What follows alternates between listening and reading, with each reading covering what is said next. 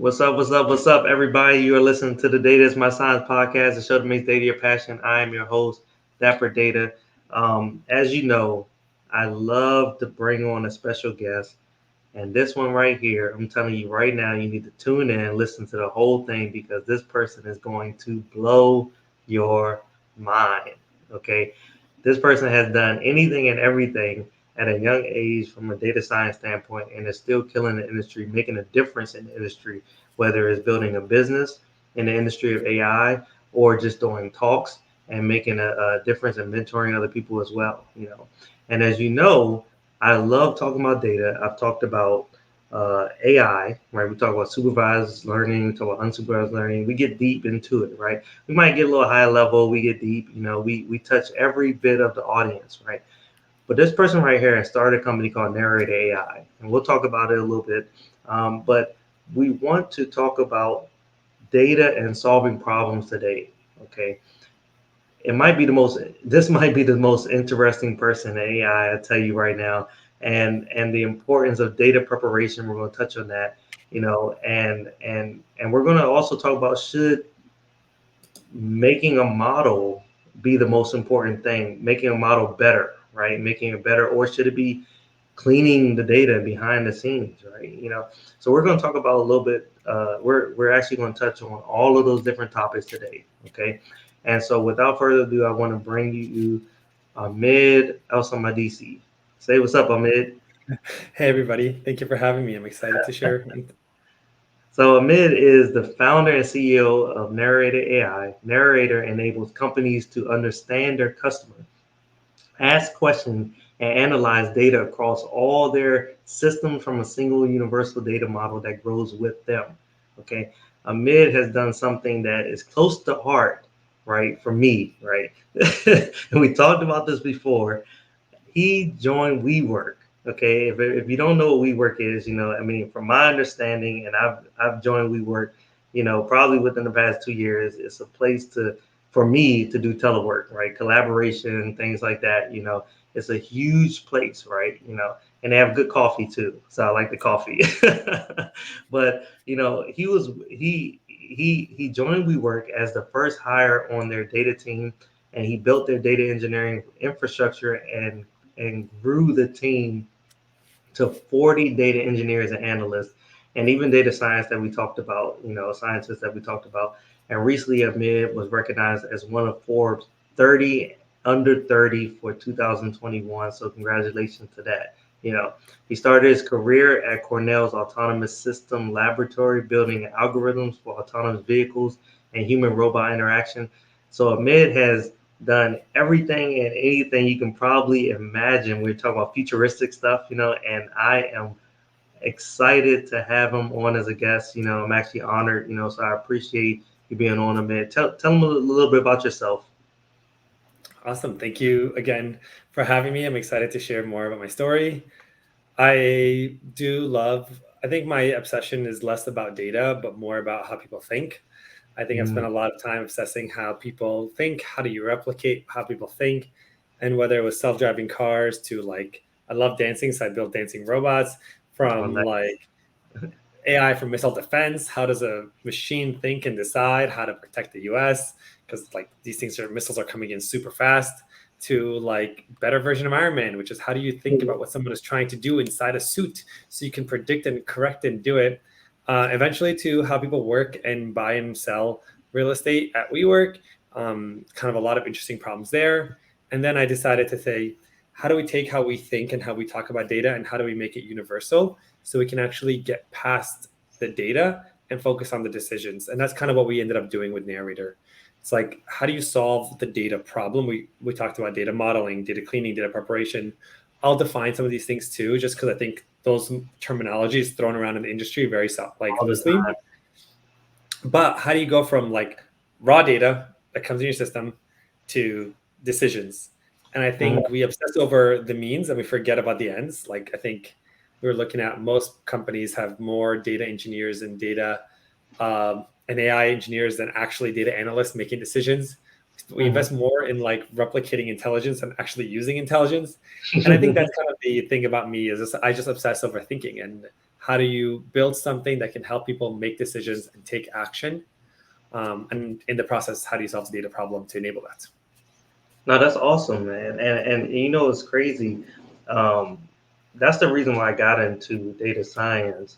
I was so fascinated with the way the human thinks, right? You Mm-hmm. know, and the decisions they make, whether it's a bad decision, wrong decision, in their eyes, right? You start realizing that, you know, it could be subjective, you know, and then you start realizing like, man, you know, what did you think about before you made that decision? You know, did you take like 5 iterations, right? Or did you just say, look, I'm thinking about it, I'm going, right? You know, and so the human brain is so fascinating. You know, do you see, is that how you really got into the thought process of, you know, AI as well? Yeah, I think that like I've given a talk before that was about why humans should think more like robots. And I talk Uh-huh. about like what we've done to understand to make a robot behave some way, you have to understand what a human does. So let's take a simple example. I think everyone who's listening might find this really cool. Let's say you go pick up a cup.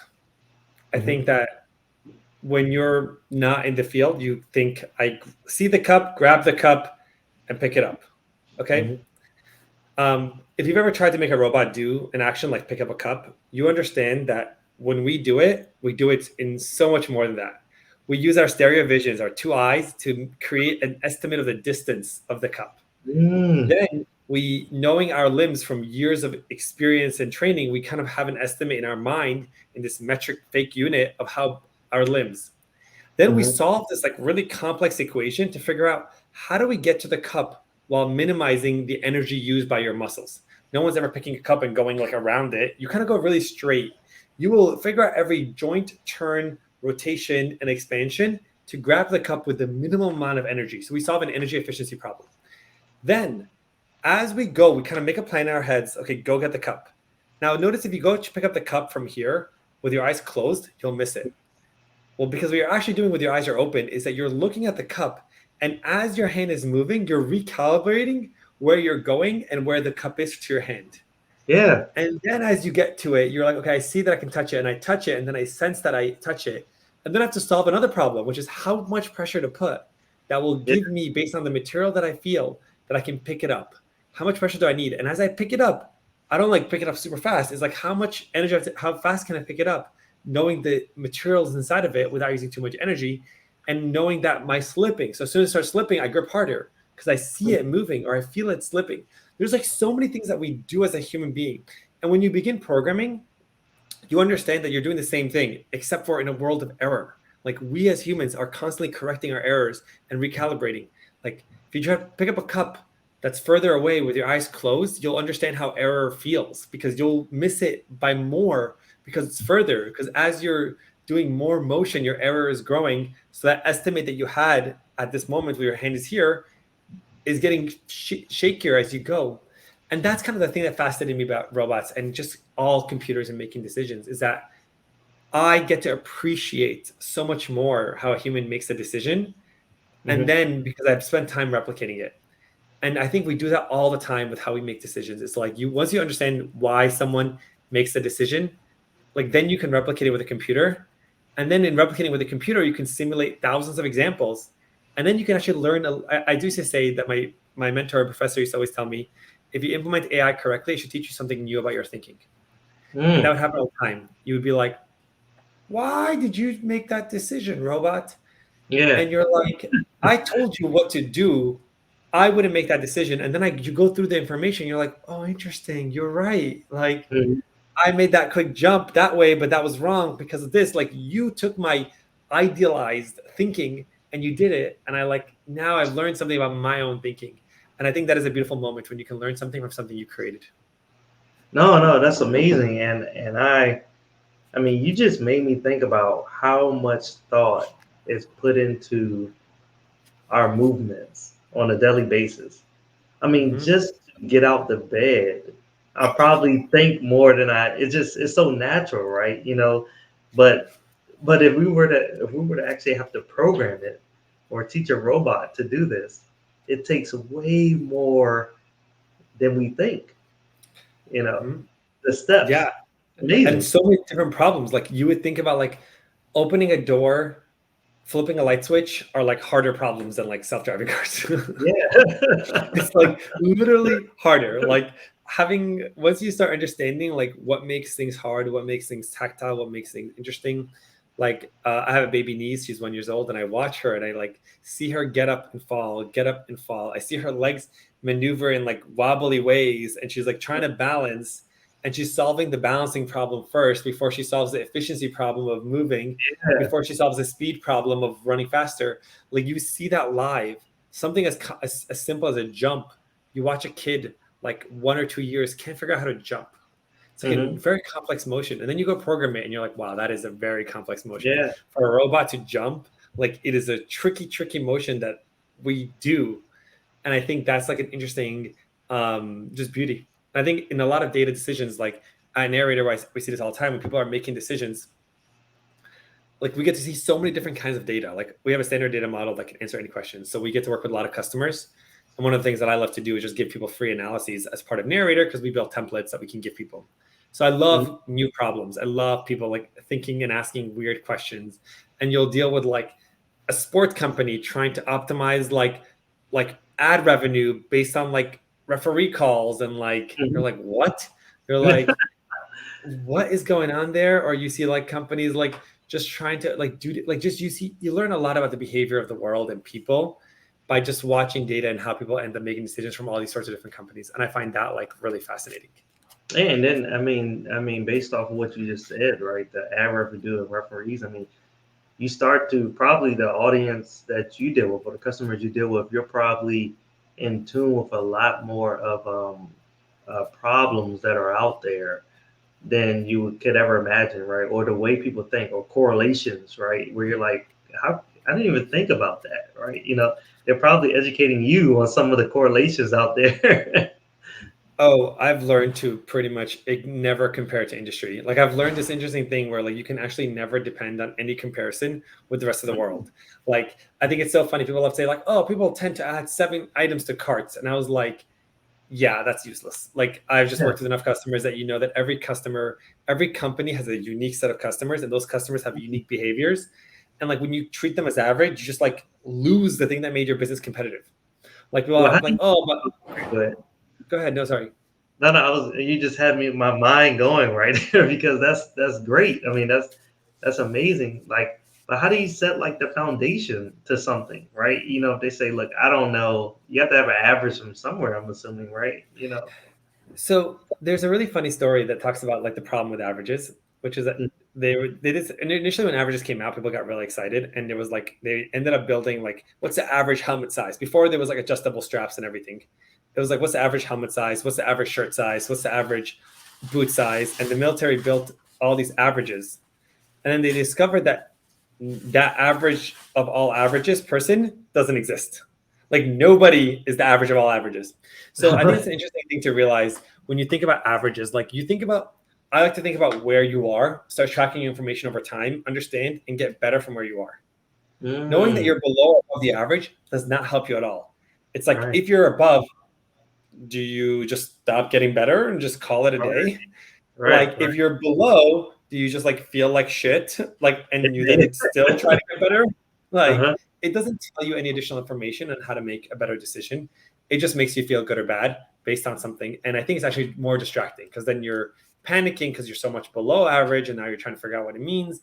And the average is like who computed it? Like get one or Yeah, two outliers can throw the whole average down, and then you be or biased, like all that stuff out there, history, like yeah, like abandoned cart rate in 20 years ago is different than abandoned cart rate now because people now buy and sell online 100 times more. Like all these things play a huge role. right? Mm, So I'm like a very important part of the entire thing is like in thinking about data, think about your own data, think about how to make yourself better, understand what leads your customers to do something. mm, Like if you're comparing yourself to the rest of the world, it's just like it doesn't provide. I really don't like companies that buy and sell data. Like I hate it so much because of mhm. that problem. I'm like you're selling this illusion that someone's going to get everyone else's data and find something. Like no, they won't. You have the Right. customer gave you their data. Use the stuff that you know about them that's clean. That like it's giving you real valuable information that they've given you instead of like going and buying data from these other shitty ass conglomerates that combine data. Like I see it all the time. People are like, oh, like look at all these places based on restaurants. And I'm like, Yeah. okay, like, what are you trying to tell me? Like, you're just dumping information. And what ends up happening, I used to call this thing data theater. It's like Mm. the idea of just seeing data and being like, ooh, data. Yeah, yeah. Because they think every data is good, right? Everything is good. I'll just give me No, all your data and stuff, you know. yeah, no, it's not. It's really hard. Like, I once was in a room with like a VP at Microsoft, and he was like, "We have petabytes of data," and I was like, "Great! If you can figure out how to process that, then I'll be very impressed." Like, just like people are like, "Oh my god!" But they have all our recording. I'm like, "Yeah, Amazon has recorded everything," but like, fucking my Echo can't figure out when I say turn off all the lights. It's like there's no room called all. Like, Right, we're far right. from that. Like, relax, be like, it's just like shoving shitty data into a system is not going to help. And like, I tell this again to startups. I've given a podcast and somebody asked me like, what data should startups focus on? And I say startups should not use data. Like, small, tiny. If you're like below Series A, if you're a seed stage company, don't use Yeah. data. Like, don't use data. I Almost build your own thing, or no. Just like use your intuition. Like, keep your core like bottom line metrics available, like total revenue, total sales, total users, and go talk to customers. Like, doing data right is really hard, and like doing shitty data. Problem with like shitty data is that you can tell yourself a story that you're like, oh, I made a decision with data, and then mm, you act with so much more confidence. And I'm like, no. If you know that you don't have data to back your decision, then you're acting with like the right cautiousness that you're going to react properly. mm-hmm. Like, in my talk about why humans should think more like robots, I talk about like robots have to understand what's known as their process noise. Like, we understand like, okay, how error prone am I, based on some information I come in. Like, you might say like, given that I ask you a question about data, like my error on the data is, let's say, 10% because I'm an expert in the field. The second question that robots have to understand that humans suck at answering is, how good am I at estimating my error? Mm, Everyone loves to say the number, oh, we're like 80% accurate. I'm like, great. How do you know that? yeah, How are you able to estimate that you are 80% accurate? Like, yeah. what makes you think that? Because like And everyone you who know, says take I'm it back to 80, 90, explainable AI or something. You know, like yeah. they're focusing in on explaining their algorithms that are out there, right? You know, nobody can do that, right? Yeah. Yeah. Well, people like, I think like you eventually get into like most Bayesian mathematics, you can understand exactly what the robot did. Like, Mhm. I think most core Bayesian AI algorithms, you can easily understand what the robot is doing. Like, you lose sight when you start doing like machine learning and neural networks, where like they're known as hidden layers, and you can't actually understand why it's making those decisions. But like, you can actually understand a lot of like core AI. Like, it's not really that. It's the algorithm is logical. Like, it's imitating a human being thinking. Mhm. So I think that's the case. But I just do think that like we are just so bad at estimating our own errors. So we're like, everyone loves to say like, oh, 80% of my time is dedicated. Like, how do you know? Like, how do you know? Like, I'm like, based on how many times I've seen you wrong, your ability to measure your error is like 0%. Like, you're so bad at measuring your error. So you tell me 80%, but you could be 20% accurate or 100% accurate, but like you're Mhm. not 80%. And I think that's the point of why data is so important, and understanding like we're going to talk about data cleaning, and we'll talk about like, everyone loves to say 80% of data is data cleaning. Mhm. It's like, who made up that stat? And what is data cleaning? Yeah. Everyone I talk to thinks data cleaning is something else. What is data preparation? What is data modeling? What is like actually the point of BI, like business intelligence? Like, what are these things? Because we throw these terminology that everyone's like, oh, of course I know what this is. Like, yeah, take data, clean it. People love saying unstructured data. Ah, right, What right, percent right. of companies using unstructured data? What do you mean it's unstructured? Like, unstructured data is like printouts and PDFs. Like, Yeah. yes, there are some specific companies doing it, but if you're a company that was started in the recent 20 years, you don't have unstructured data. Like, that Mm, is a nuanced data science problem. And you know what you do with the unstructured data? You plug it into one of AWS's services and it becomes structured right. data. And now you have structured data in your warehouse. Mhm. Like, problem solved. Unstructured data, problem. Can you build a better algorithm? Yes, you can, blah, blah, blah, but that's like a specific business. Yeah. Everyone else who's answering questions with data doesn't deal with unstructured data. Yet every executive loves asking, hey, does your product work with unstructured data? And I'm like, you don't know what unstructured data is. Yeah. Like, Yeah. you think that You are unstructured data is like you messy know data. you when you initially heard the question, right? You probably was like, "Oh man, you don't know what you're talking about." Hmm. Yeah, no, there's like a million, like 100 questions that when I hear from somebody asking me, I'm like, oh my God, like this person has like, it's like, I know why you think that, because it's like the industry and we love, like marketing sells. People love the Marketing marketing sales, and like it's so misleading. Like another thing, everyone's like, oh, I want real-time data. And I'm like, really? You want real-time analysis? Like, yeah, I need real-time analysis. I'm like, so if I tell you like, here's a problem, and between this second and 5 seconds later, you're going to make a different decision, mobilize your company, and change. That's just like looking at data real time sounds like a terrible idea. You're going to be like, your company's going to go bankrupt as you make different decisions. You want consistent analyses that are reliable. And guess what? Any good analysis won't change over an hour or two or a week. Like your data is not. You don't need real time analysis.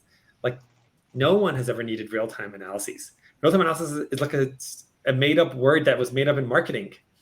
Like yeah, it's all like if you marketing. ever Marketing is like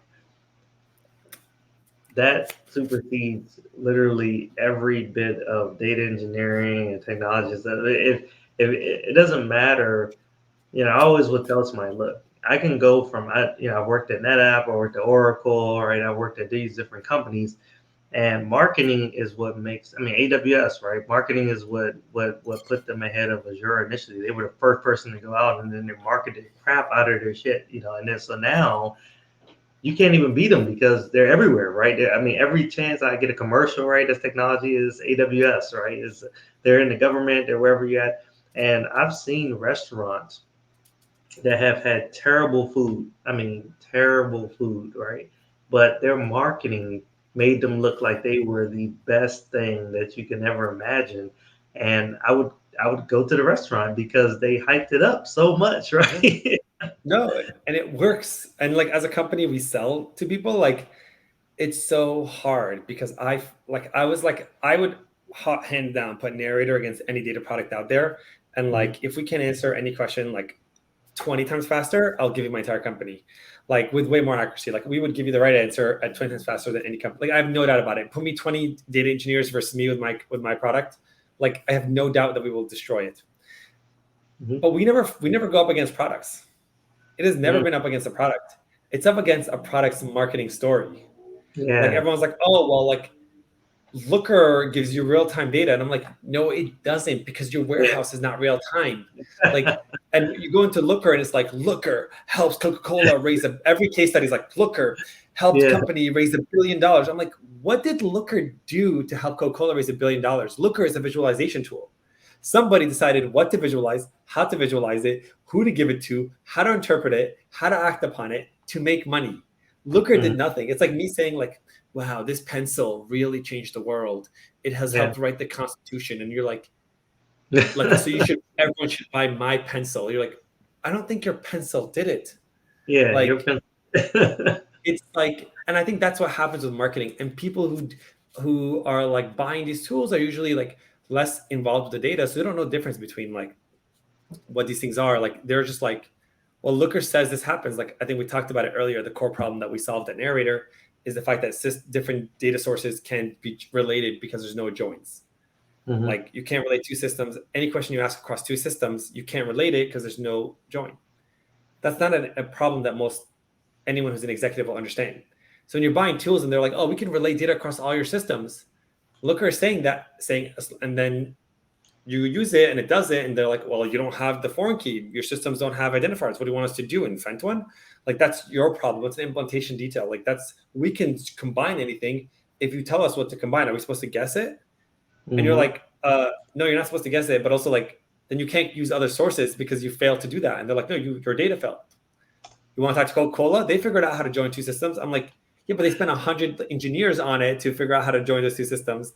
And what did you do? Like, what was your contribution to this? So when you're Mhm. comparing each other to tools, you're trying to explain to people like, here's the stuff that we add, here's the problem we solve. But like at a high level, all data tools are trying to help you make better decisions. So it's that it just kind of obscures that information. So usually you don't know. No, no. I mean, you're bringing up a great point, and you mentioned Narrator AI, right? And I don't think we really delve into how important it is and the difference it's making into the world. And I wanted to touch on that. Talk to us a little bit about Narrator AI and what it's doing to make a difference and impact in the world. Yeah. So what we see in the data space today is that we, as data, like a lot of data companies and a lot of people, think a lot about the tools, and we kind of think a lot about like take your data and then like you prepare like data and use dbt, and then you add lineage tracking, and then you add a data dictionary, and then you maybe add a metrics layer, and then you take your data and then you put it in a bi tool, and then you take your data and run algorithms on it to try to predict stuff, and then you build dashboards, and people, they have hundreds of dashboards. Now we have hundreds of tables and hundreds of dashboards. Now data's integrity issues, now we're cleaning the data, and blah blah blah blah blah blah blah blah blah blah blah blah blah blah. So we Mm-hmm. do that. 99% of all conversations about data are about the modern data stack. And it's all about the shit here. Mm-hmm. Why did any of us get into the job of data? Like, we wanted to help people make decisions. So what Narrator decided to do was, what if we can rethink why all the shit exists? And can we build something that doesn't need all the shit? Can we still build it in your warehouse where it has access to all your data, has access to all your data? Can we build a single standardized data model? We call it the activity schema, which is 11 columns that can answer any question you have. We can make it super easy to set up. We do it in 45 minutes with most companies, and it can deal with like the shittiest of shitty data. Like, it's designed for people sharing computers and messy data and 7 systems and deprecated systems and backfills and all the kinds of shit data you have. We built a system that can do that really well. And then with that one table, you can use the Narrator platform to answer literally any question. And that is, when we say answer any question, we don't mean get a table. We don't mean you end up getting a table. What we actually generate for you is, once you do it, you structure your question into what we call invisible data prep, which is 1 and 2, 3 clicks. You can set up the table structure you need, and then you can evaluate your hypotheses. And when you press the evaluate button, you actually can choose your metric that you want to optimize, what you think, what's your hypothesis, like what do you think matters, and the narrator can think through the problem. When Narrator generates the entire story in English written, it starts with a question, gives you whether it's actionable or not, makes a clear recommendation, like get more people to come from this campaign, like move people. Sorry, it never says get more. It says move people from who are currently coming. Instead of receiving the email that's like abandoned cart, send them the we miss you email, because just shifting them will leave the high conversion rate. And then it's like, cool, how do we figure that out? It gives you takeaways, and then it writes a story. And the story reacts to you the way you do it. Like, if you were to take a senior data scientist, they would probably be like, wow, that's a solid analysis. And it writes it in English. So you're reading, it's okay, let's think about data. First of all, let's make sure that we're all looking at the same data. Here's the total numbers. If there's using that, add up to your intuition. Now let's think about the conversion rate. Well, your business has been going on for 5 years. I can't use all of the data to slice and dice it, because your conversion rate has changed over time. Let's get the last consistent chunk. That simple thing uses a missile defense algorithm I used to, like, I've written. Like, it's like, it has to figure out like how your behavior is changing and figure out the best consistent behavior.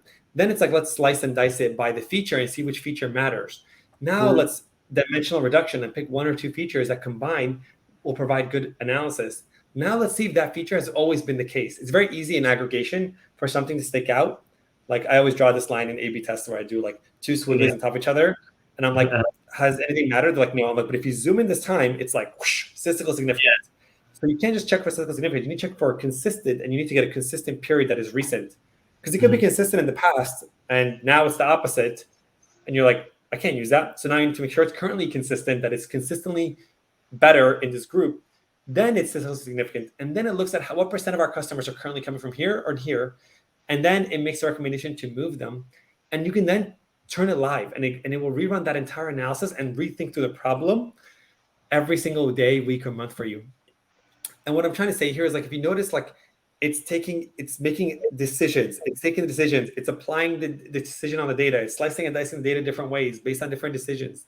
And it's giving you a valuable story that you can read.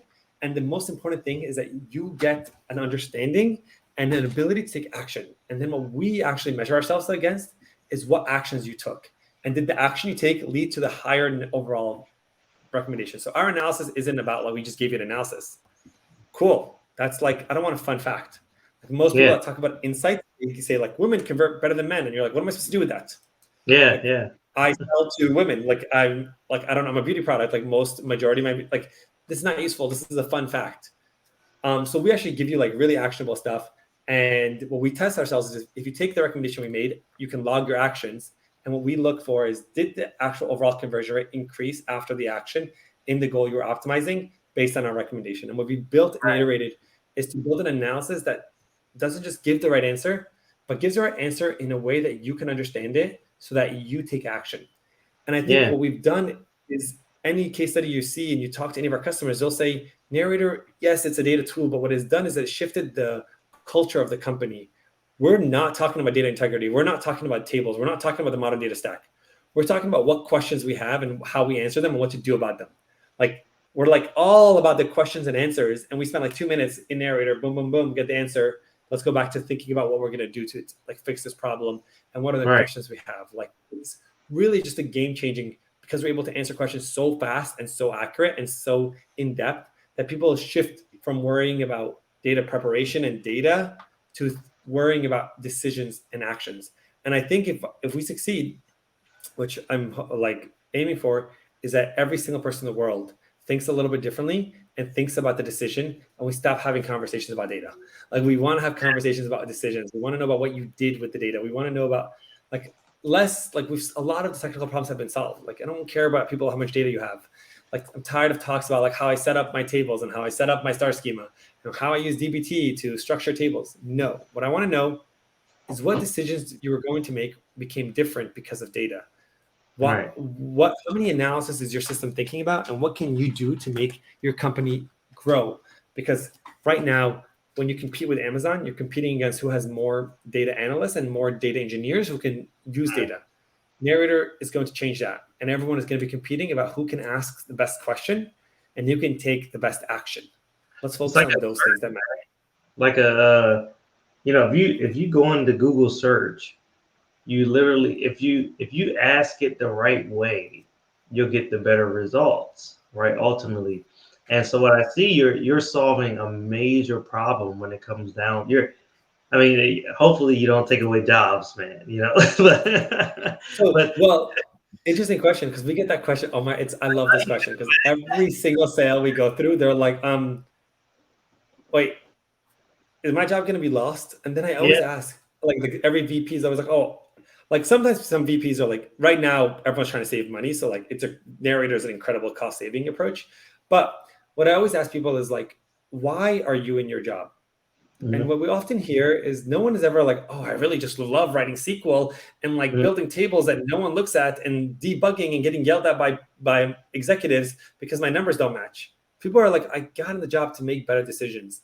And when data people are using like Narrator, they're able to make better decisions, and they appear like they really become the heroes of the company. They're now working with everyone and being like, oh my God, you missed, here's an interesting decision you can help you. Here's something I can help you with. We end up using the data person's analytical mind to come up with even better questions than the executives. And then that right, analytical mind helps you understand how to actually act upon it. So then data people become like first party citizens and collaborating with people making decisions, versus become like like dashboard deliverer and query monkey, where they just like get the data and dump it to you. Like, they have a lot of good knowledge. They spend years learning how to ask questions and think about data. And yeah, instead, they take your half-assed question and spend all their time to give you a half-assed like plot that you might misinterpret it. And like, that's the job of data? No. We are experts. We are brilliant. We are really good at understanding information and breaking it down and asking and follow-up questions. The more you do, is what ends up happening is you make the data people do that and help make better decisions. And then companies treat their data people like actually like superstars. Then they're like, oh my God, yeah, you're so much more valuable. You're making a data person, to me, is like an infrastructure person in code. Like, an infrastructure person can make every software engineer better by setting up a better foundation. A data mhm, person has the same ability, and we don't do that. A data people has now always been like giving, so like they're like currently they're like flyer printout. They give summaries. They give like instant clicks, and they let the person make the decision. But when they're able to be elevated as partners in the decision making, like the decision making becomes better.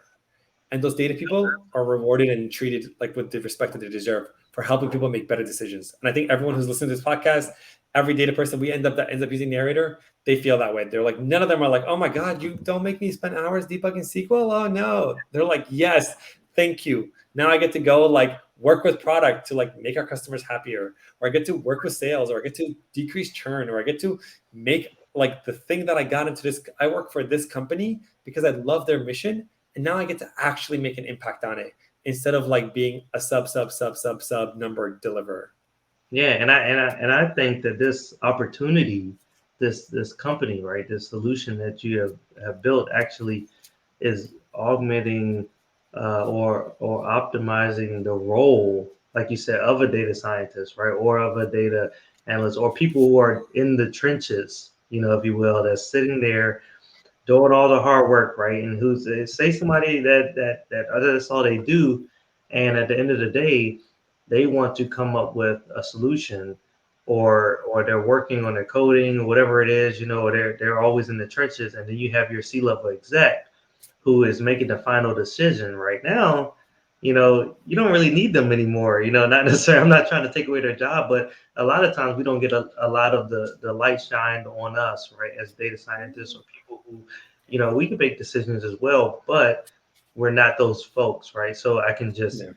turn to Narrator AI and be able to help me make that final decision, based off of some of the data that you have collected. And so you're definitely making a decision, I'm assuming, based off of data.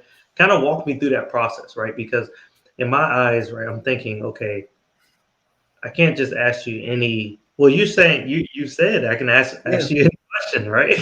So Yeah, 100%. And I think that you're going to see this. Let's play the game, because I think what ends up people like we're going to play a game. We're going to find out that narrator is going to help you, and I'll pretend to be narrator for now, but you can use our product and test it yourself. right. But you'll see a couple things happening. One is narrator can help you ask question correctly, because we're not coming up with ideas for you. Like the computer is not going to come up with ideas. You Mhm. are like the person on the field. You come up with good ideas, and narrator's going to help you evaluate it. So like, and it's going to explain to you why narrator thinks that. So let's go through an example. Just pick any company and ask any question, like any experience you had with any company. Okay. Um, what are so? Do I have to pick the company first? You can ask any question. It doesn't really matter. Okay. What is the best solution for a cheeseburger with French fries? Great. So you're trying to create. So now what narrators can do is like, okay, what is like the first thing you have to do is understand what is like the best. The narrators doesn't like, it's not free text. It's going to try to create a metric. So what's a good metric for you that defines cheeseburger, like the best cheeseburger? You can. Oh, okay. All The right. first thing I just figured out, right? Like, there's best is not a helpful answer. Like, we're going to optimize for something. Right. So like a juiciness, right? Level of juiciness in the cheeseburger. Uh, Yeah, but that's what behavior do you want? Forget the burger. Like what defines the best is based on behavior. So the person who's eating the burger, they're going to come back, right? Let's like a classic situation in this case in like e-commerce is like, what's the best burger? I sell 30 burgers. What's the best right. burger to get retention? Like I want to know the best burger because I'm trying to optimize for a goal. So let's say retention, customers coming back and buying again. Right. So a person Okay. decides to now. So I come back every Tuesday for the burger, right? That Yeah. Yeah. Okay. Let's do that. So what I would say here is great. So let's say in Narrator, what you're going to do is you're going to define a little bit more. We're going to get a little more. How do I know what the different burgers are? Let's say we have a SKU or like a burger name, right? We have like I'm Burger King. I have the Big Mac. I have this burger. I have this burger. I have 8 burgers. Mm-hmm. So what you're actually asking, I'm going to now rephrase it in the question that you actually input in the config of Narrator, which is give me every purchased order Mm-hmm. and how likely someone is to purchase an order again, and tell me if the item of the items of the category of items burger, which item leads to the highest retention, there's the highest like repurchase rate. And Mm-hmm. what narrator is going to do is going to go, great, first of all, let me just confirm with you, like you're going to press those buttons. So purchase order in the category burger, how does the impact of burger type or burger name? So those are the 4 clicks you're going to do in Narrator. And Narrator is going to, because it's on your warehouse, it can process 1 trillion rows of data. So if you're Burger King, it works. Mm-hmm. And then narrator is going to go, great, let's look at the data. So narrator is going to go and say, first thing is going to do is going to be like, okay, let's make sure that here's the total number of orders that we're seeing. And you're like, Right. okay, that makes sense. Like that's how much I'm agree. We agree on the bottom line of total numbers because we're going to start splitting that data. So the data is not wrong. Then it's going to say, okay, what's just the regular repurchase rate for people in general in the category of burger? Like what percent of people are buying? You might see that burger retention rate was like at 80%, and recently it's at 40%. Because I don't know, you released chicken and now like burger is different, or the industry, an article got released by the end of the world and now burger is different. I don't care why it's happening. I care that it's happening. So now to go, okay, great. All this data when it was 60% is less helpful for me because I'm not trying to change my customers and how they were behaving in the past. I want to know right now. So let's look at this. Like now so I have a baseline of 40%. Narrator builds a trend. It goes, let's take that piece of data. And he goes, now let me look at all the different burgers that exist. And let me see how, based on what burger the person bought at that moment, how likely were they to come again. And you'll see like a bar graph, and some of them will be better, some whatever. And it'll pick one of them, which is like probably it does some intelligent dimensional reduction and say that burger right now I think is the best burger, but let me confirm. So it picks like, let's say Big Mac, and goes, Big Mac seems to get the highest retention. Then he goes, let's dive deeper. Has the Big Mac in the recent time been consistently better than all the other burgers? Not just better than one burger, but let me combine all the other burgers and say, is it the ideal? Okay, I've noticed that Big Mac has always, every single month, people who buy the Big Mac come back at a rate of 56%, while people who don't buy the Big Mac come back at a rate of 32%. And we know the average is 40. So then narrator goes, great. Now that I know that it's consistent, I check for statistical significance. Is there enough data in these two segments that I can confidently make a decision? You go, yes. Okay, now narrator goes, great. So if I were to get people to go from, if everyone who's buying every other burger ended up buying the Big Mac, we would expect them to convert at that rate, the higher rate, which would lead the average to go up to the now Big Mac rate. Right. What percent of our customers are currently buying Big Macs versus everything else? And here will say, great. It doesn't say shift everyone. It says, what would happen now if I shift a percent? So out of the people who are buying not Big Mac, what if I shifted 20% of them to the Big Mac? What would that lead? And it would say, it would lead to now an expected lift of your bottom line based on the proportions of 10%. They're like, go ahead and test shifting people's demand from one Big Mac, from not Big Mac to Big Mac, and we'll evaluate it for you as you do it. So that's like the first analysis. And you go, well, how should I do that? Well, like narrator broke down the entire analysis. Now you're like notice how this analysis gave you so much confidence that you accepted it now, which is way more than you would get from a dashboard. And it's all written in English. And now you're like, great, how do I do it? So then you go, great, I have a new metric I'm optimizing for. How do I get the percent of people buying burgers? How do I get what leads someone to a percent of people to buy a Big Mac? What's the hypothesis you might have? You said, okay, repeat that again. How do you get what leads a person to buy a Big Mac? So based on everyone who buys a burger, I want to look at the rate of people buying Big Macs versus anything else. And what's something you might think affects someone who buys a Big Mac? Maybe the size of it. Maybe the name Big Mac, Cool. So let's assume that, let's let's assume it's not about the burger. Let's assume it's about the name. So I'll say, okay, great. Have any data in history where I've renamed this item, the same item, I might have packaged it in different names. And now let me see if the name indicated that. So you might run, does name impact the likelihood for you to buy a Big Mac? And now I notice how I took this high level question and I broke it down to a smaller question, and I can break it down to a smaller question, and I can test that. And it goes, and they're like, name is not actionable. Like over time, no matter what the name was, hasn't really affected it. You might say, maybe it's the fact that it's a higher number. Like when it was number one, everyone just buys number one versus number three. Let's see if that matters. And you can be like, well, I wonder if actually number matters at all, like in any category. That's like, and we can test that. Like you slowly are asking and answering questions, and narrators giving you these deep analyses. And the best part about narrator is every question I just asked. I was like, maybe it's the number of commercials. And we can check, how does the number of commercials someone viewed impact how likely they are to do it? We can go through those, and and that's what you do.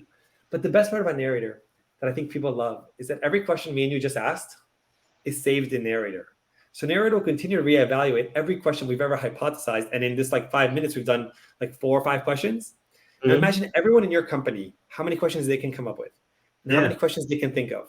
And know that all these questions every single week, as your customer is changing, everything's changing. Narrator is going to continue to reevaluate every possible question you asked and keep you informed on what's actionable and what's not actionable. And that's now you have power. Now you're not just asking questions, ideas. You ask a question, and the cost of getting an answer is instant. And that question lives on in your system for you and for your company forever. That's how you build a repository of the best questions. So, I mean, this is by far one of the most amazing tools that I've ever seen or heard of in my life, and I've interviewed a lot of people who have a lot of great ideas. I mean, this has got to go to the moon, man. It's going to make a big difference. Um, so if we asked all those questions, right? Say we asked all those questions being saved, are you telling me that Joe Smo, right, could possibly come in and ask something related to that?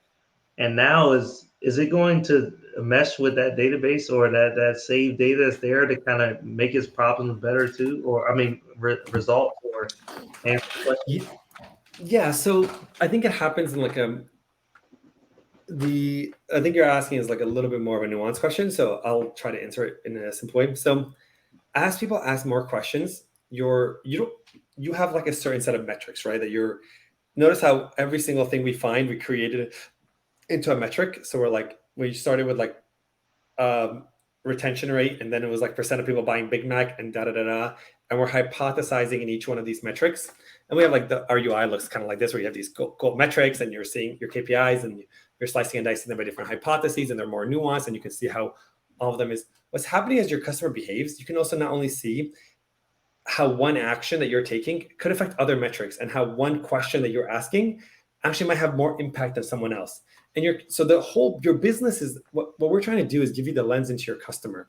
So it might be that your one question might impact customers, and you might realize something else, right? You might realize that like when you think about like supersets, like it might be that the biggest driving factor, one of them turns out it's not the driving factor. Like let's say I have 6 hypotheses and I took an action to increase percent of people buying Big Mac.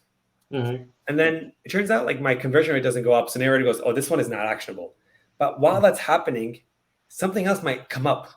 And it might be that actually it turns out it's not the percent of people buying Big Mac that leads to retention. It's actually something that leads people to buy Big Macs. So let's say it's actually like you might ask a question like, does the item order affect increased conversion rate? So you might like get more people to buy Big Mac, and you might realize that it's not actually Big Mac people who are coming back more. It's everyone who buys item 1. So as you're taking actions, you're changing 1 and 2, and this whole thing is everything you've asked is now available in data, in customers, in time, constantly being reevaluated. And that's how you end up getting those like nuances and understanding the data. And that's kind of what our customers will be like, oh wow, now I can see my business. Man, I mean, this is amazing. I have so many more questions, but I'm not going to hold you. I'll ask them afterwards, and we probably need to do another session, man. But so when you look at this, right, I want to take it over to data preparation, cleaning the data, right? And I know you said that you have some definitions, right? So we can make sure that we have a solid understanding of it, giving the audience, better understanding of what we mean when we say clean the data and data preparation. Now, you know, should should we focus on cleaning? Well, I have a few questions, right? How important is data preparation? One in your eyes. And then the second question would be when we're creating a model, and I got this from Andrew Ng when he was talking about cleaning the data is the way to go, not really focusing on making the model better, right? The larger the data set, or whether the smaller data, it doesn't matter, right? If you focus on cleaning the data, you'll get better results sometimes, and not really focusing on making the model better. So those two questions I have, I'll repeat them if you need me to, but Yeah. what's your thoughts on those? Yeah. So data cleaning and data preparation and data modeling all have various meanings. So I'm going to kind of be very explicit. Often when we think about data cleaning, we think about within a column, does the values like people often think about like, okay, like in my state column, I have Florida versus FL, and I want to clean it up so that all the data says Florida. So it's consistent. Okay, so that's like what people often think about data cleaning. when I think about data preparation, it's like, how do I structure my data so I can answer questions with it? How do I get a data that's like I can use to answer a question, right? So that I don't have to worry about data being wrong or missing columns, or like the actual relationship of the things I'm looking for is actually usable to answer questions. Data modeling is how do I take that data that I prepared and put it in an algorithm that's actually trying to predict something.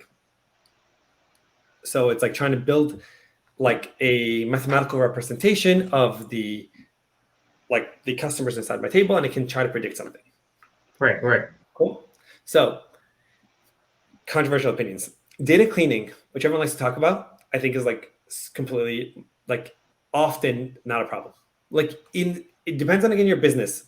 Like if you're using standard data tools, like if you're using Shopify and like your segments and all these tools are capturing data, they're guaranteeing your data structured correct. Like data is actually values are input correctly. Mm-hmm.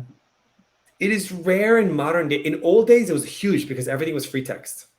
Mm-hmm. It's really, really rare in today's age that you have like your warehouse has like that's a problem that you deal with. Maybe if you're like Nike and you're a huge company, like cleaning up data, like it might be you're carrying millions of years of yes, that might be the case, right? Yeah. If you are like a lot of like Google and you do a lot of free text, people typing free text and you're mapping it, data cleaning might be important. In most companies making decisions, your data structured, and all your critical data is already structured and it's already clean enough.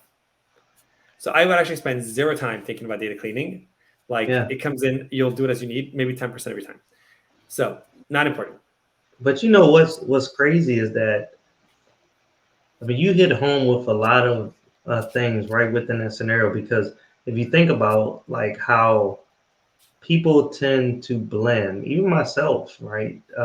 Data preparation and cleaning, right? You know, but when you really broke it down, it is totally two different things, right? You know? Super different. And people love to group everything as data cleaning. And it's like a really hard problem. It's actually, and like, so it's always data prep. Like, I do think that all the problems of data are data prep problems, and we're going to talk about that. But let me just kind of hypothesize, like, data modeling, I think, is completely useless for most companies until you know what you're doing. Like, really rare do you need data models. I think if you can get really accurate conversion rates of just like your rate currently, like, you're good to go. And we're so bad at getting conversion rates. Like, people love saying, I'm like, I ask a question, I'm like, what's your conversion rate from people who come to your website to people who purchase? Like, if you can get that number accurately, then your prediction should work. The question is, we don't know how to get that number. What are you going to use? Last 30 days? What if it takes people 60 days to convert? What if it takes people 10 days? What, last 60 days? I don't know. Well, why would you limit this like arbitrary numbers? Last 90 days? Last month? What the fuck does that mean? What happened last month was a good month? Like, how do you pick a real current conversion rate on your website? I told you early on that I wrote a missile defense algorithm to figure out this exact answer. Like, you need to use the most data that's consistent trend, remove noise, and figure out the best model that represents, here's my current conversion rate. And it turns out when you get that level, that metric is way more accurate than any shit that you're going to get. So like any algorithm is going to give you. I've done this many times. So I'd like to like avoid people, like if you're thinking about data modeling, it's like you're going down the wrong, like get good conversion rates, understand your data. If you're really data cleaning, like you're like, yes, it might be if you're like an Nike, but most companies that are probably listening to this and most companies out there in the world don't need that. Yeah. Data prep. Data prep is key. I think the problem with data prep is, and I keep repeating this thing, is data is easy to think about prepping data when you only have one source. No startup has one source. Your systems don't have one source. You have 50 sources. You have your email client, your web tracking, your backend, your ticket system, your call system, your chat system. Everything is independent. Combining that data, being able to combine that data, that is the problem you need to solve. You need to figure out how to solve it in a way that's consistent and reliable. I built the system to do this 9 times in my life. Literally 9 times I've tried to solve this problem. And I realized that the fundamental approach that everyone uses today, which is everyone who's not using Narrator, which is called a Star Schema, is broken because it depends on these keys to exist. And when it was written by Campbell 50 years ago, everyone only had one database and it worked. But today, no one has one database. People have fragmented data, and therefore that approach doesn't work. So I recommend using Activity Schema. We built it at Narrator. It's incredible, and it allows you to combine data from all your systems in one place and easy. Notice how when you asked me a question and I was answering it, we didn't think about data prep. We kind of did data prep, and I called it invisible because we thought about the customer having the experience. And by using the customer as my entity and thinking about how the customer is behaving in time, which is the core of our data model, we can actually, turns out, every data can be prepared by using customer, time, and actions. And that's what a data model does. It denormalizes all your data, so you don't need those relations. And based on, we're using words like next as the key. And that's the point of what we're trying to do at Narrator here, is those little things of shifting the world. So we start thinking about like your behavior and forgetting that is how you solve data prep. And once you solve data prep, everything else becomes easy, and then you can focus on decisions. So I personally believe that you should, if your team's spending time doing data cleaning, like, I have no idea how you got there, and like if it's like something's wrong. And if you're buying a tool to do data cleaning, that tool is scamming you. Like if you're a startup, like you don't need it. Same with like data preparation. Data preparation is really hard. Like, because you think about like if you start building a lot of tables, then you need dictionaries and you need mappers, you need dependency model. It's just so much. Focus. Think about simple approach. All your data and customer in one simple, clean way. We open sourced it, copy, use it there, or use Narrator to do it, and then instantly prepare the data by kind of doing fancy pivots. Like, it's all it is. You take data customer journey and you fancy pivot to get a table in the where you need it. Take that data, analyze it. Think about how you make clean decisions, more systematic, more information, like in a more logical human way. Then start worrying about automating intelligence. Like, I'm talking to you right now about giving you an analysis that when you read it, it looks like a human being wrote it. It doesn't look like any fancy, like machine learning fun fact. But like me and you were able to come up with an action and then go a follow-up question and go do it because we provided clean analytics. If I gave you like some fun fact and I was like, based on our neural network, like 30% of people buy Big Macs, you're like, cool. Yeah. And I think that's the problem, right? The problem is when you buy these tools and you use these things, your output is cool. Versus when me and you did an example, the output wasn't cool. It was, oh, I have my next question. And I'm like actually doing and thinking and engaging with data and making a better decision. And every person in the world that I think my goal is to make everyone think about that, because that's important. Technology for technology's sake, for cool, that's a waste of time. Like, leave it to people who have $1 billion to just like everyone who's like, every big company is like, oh, I have AI, it's a give a chatbot, shut the fuck up. Like, whatever, go do that all you want. But if you're trying to make a business and you're trying to grow your business, you need to focus on the decisions. And we need to focus on the decisions that me and you were going through. Yeah, and like those big companies that can just say cool, right? They can afford to make cool mistakes, right? You know, some of those like, oh yeah, it's cool. You know, I can just make a decision, and they can afford to like have a mishap or not be, 80% accurate or whatever it is, or more. You know, they can say they can take the loss and they can say, hey, like I still have a win because it was 50% or something like that. Because they're such a big company, you can't really see the fails in there, right? Yeah, and it's marketing. Like at WeWork, we had a machine learning marketing team where it was this team that would do machine learning algorithms that were never going to be used in production, that they would just write blogs about. And it would be like, how WeWork use neural networks to do this. It's like, yeah, that's like not actually what we do, but like it makes us feel great. And people are like, wow, WeWork is so innovative. And it's like, those are marketing endeavors. Like, those are not like, that's not what you do to make decisions. Like, I want to see an executive once who's like, you know what, I shifted my company's business because a neural network decided that we should. It's like, no, that has never happened in the history of data. Like, and what you're doing is you're actually giving true confidence in the decision-making process, right? I mean, you throughout that process, right? You're asking the questions and all that good stuff. You're making the person think. It gets me to the point where I say, hey, look, I believe in this more. I'm more confident in this because it was almost like you were the trusted partner along the way, right? Versus it being, hey, look, here you go, make the decision, right? Now I'm a trusted partner. Hey, and we went from the beginning to the end and making this decision. Now I feel even more confident because I'm right here with you along the journey. You know, is that what you're trying to give? Yeah, we were educating. Like, the whole point of Narrator is like, I'm educating you and using your data as supporting evidence to help educate you and tell you your story about your customer. That's the beauty. It's like not trying to give you dashboards. It's trying to educate you. And you have to treat it like education. And imagine if you're in school and the teacher was like, here's a dashboard, that's how you're going to learn. You'll be like, holy fuck. Like, if the best teachers are storytellers, that's what you needed. We don't need dashboards. We don't need, if your teacher was like, Turns out numbers just add up to an average of 32. You're like, cool. Like, Yeah. you would be a terrible student. You would never be like, I'm not going to trust that. Sure, cool, fine. But if a Yeah. teacher gave you a story about why someone's behaving some way, you're like, oh my God, you're engaged. Like, it is an education, and it is the platform that uses, I educate you. It just happens to be that we're educating you about something that you care about at that moment with your own data. Man, I mean, look, I have a ridiculous amount of questions. I mean, it's been a great journey. I appreciate it. Audience, as you know, I always end with what I call a dope nugget or gem, and in the podcast. And I'm sure we're going to link up again. We got to do something live. We have to do something, maybe a talk or something like that. I might have to get you out to Ghana, man, the restaurant, man, or in University of Ghana to go ahead and have a conversation. I might take Narrator.ai and implement it with the restaurant. That seems like a good opportunity to implement into Yeah. restaurant as well. I mean, so many options, so many different ideas that I have coming from our conversation. But what I want to end with is that, I've learned so much from you. I appreciate it.